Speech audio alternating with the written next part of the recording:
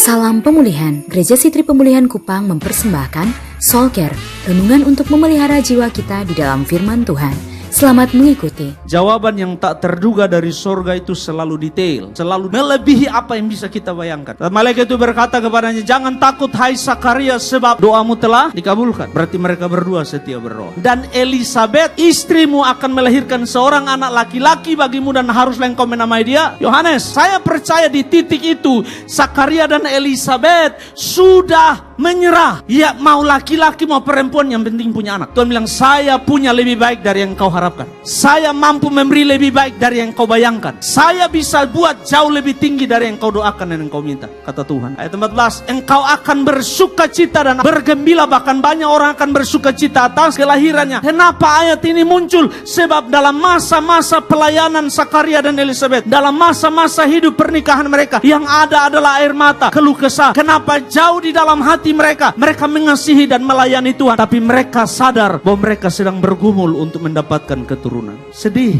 tapi waktu berkat itu datang yang tak terduga itu, engkau akan bergembira dan bersuka cita. Ayat 15, sebab ia akan besar di hadapan Tuhan, dan ia tidak akan minum anggur atau minuman keras, dan dia akan penuh dengan Roh Kudus mulai dari dalam rahim ibunya. Wow, ini di luar ekspektasi, di luar pemikiran Sakaria dan Elisabet. Dia akan membuat banyak orang Israel berbalik kepada Tuhan Allah mereka. Tuhan bilang, saya pilih dia, saya persiapkan dia, sebab ada misi khusus yang saya mau Yohanes lakukan. Yohanes akan berdiri menjadi suara yang berseru di padang gurun, persiapkanlah jalan bagi Tuhan, luruskanlah jalan bagi Tuhan. Alkitab berkata, aku akan memakai dia untuk membuat orang Israel berbalik kepada Tuhan Allah mereka. Ini luar biasa. Sakaria tidak pernah bilang, Tuhan pakai dia menjadi pendahulu Mesias. Tidak, Sakaria hanya berdoa simple prayer, simple request. Tuhan, kalau bisa beri saya seorang anak. Dia laki-laki perempuan tidak apa-apa, yang penting ada seseorang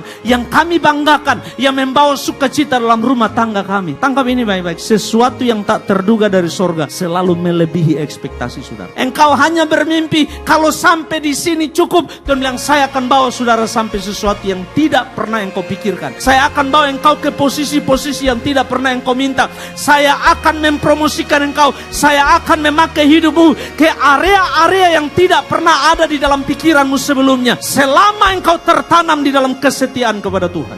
Tuhan kasih dengan detail. Saya akhirnya menyimpulkan, lebih baik menunggu yang tak terduga dan besar daripada menghabiskan waktu saya melakukan hal-hal yang sebenarnya biasa dan membawa saya jauh dari Tuhan. Sakaria dan Elisabet memilih menunggu, setia, berharap, membuka hati kepada Tuhan. Dan waktu Tuhan jawab, dahsyat.